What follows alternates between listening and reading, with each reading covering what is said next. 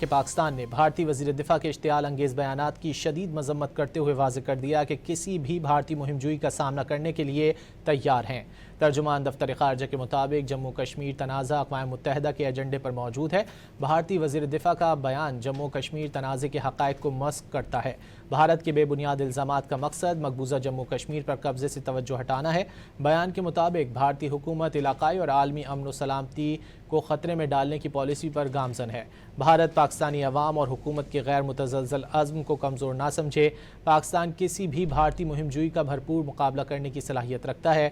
معرکہ حق کے دوران پوری قوم اور مسلح افواج نے اس عزم کا مظاہرہ کیا۔